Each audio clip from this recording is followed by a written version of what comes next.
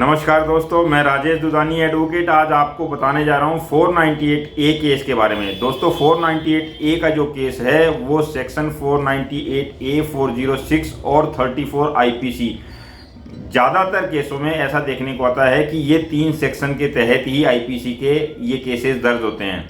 दोस्तों अगर आपके ऊपर में 498A 406 और 34 का केस दर्ज हो चुका है तो आप सबसे पहले अगर आपके पास में आईयू का कोई भी नोटिस आता है तो आप वहां पे हाजिर जरूर हों, उससे बचे नहीं।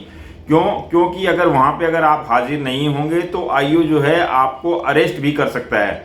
अगर वहां पे आप हाजिर हो जाते हैं और किसी भी तरह से समझौते पे कोई बातचीत आ जाती है तो केस आपका वहीं से ही सलट सकता है, यानी कि वहां पे आपका एक MOU या कंप्रोमाइज डीड या सेटलमेंट डीड जिसको बोलते हैं वो बन जाती है। और उस डीड के बनने के बाद में कोर्ट में जो है फर्स्ट मोशन और सेकेंड मोशन म्यूचुअल डिवोर्स का फाइल हो जाता है।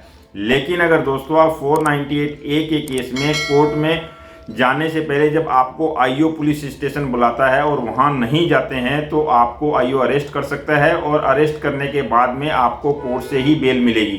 दोस्तों इसमें एक प्रावधान ये भी है कि अगर आपको ऐसी संभावना लगती है कि आईओ आपको अरेस्ट कर सकता है, उस कंडीशन में आप एंटीसिपेटरी बेल के तहत भी कोर्ट में पेश हो सकते हैं। और एंटीसिपेटरी बेल अगर आप लगाते हैं कोर्ट में तो कोर्ट अगर जस्टिफाइड रीजन देखती है तो आपको एंटीसिपेटरी बेल प्रोवाइड कर देती है और उस कंडीशन में आपको आईओ अरेस्ट नहीं करेगा, नोटिस देके पूछताछ के लिए बुला सकता है। अगर आपको नोटिस देके पूछताछ के लिए बुलाता है तो आप आईओ के पास जाएं जरूर, अपनी जो भी बातें हैं वो उसके सामने रखें, आपके पास में कोई भी एविडेंस है वो जरूर बताएं।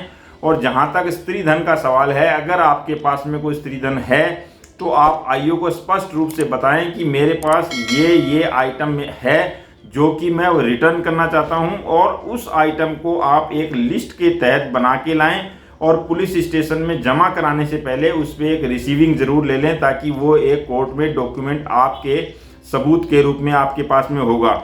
इस तरह से 498A और 406 34 आईपीसी के केस में आपको घबराने की जरूरत नहीं है। क्योंकि इस केस को फाइल करने के बाद में चार्जशीट पेश होती है और चार्जशीट पेश होने के बाद जब गवाही पे केस आता है वहां पर आपको अपने सारे सबूत और जो लड़की पक्ष है उसका क्रॉस एग्जामिनेशन बहुत ही ढंग से करना जरूरी होता है ताकि आप वहां पे उस केस को कमजोर कर सकें।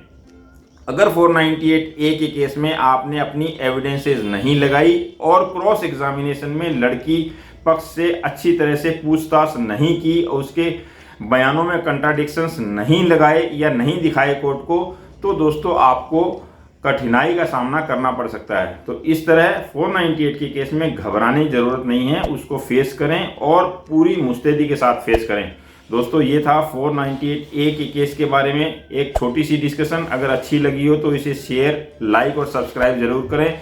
नमस्कार, धन्यवाद।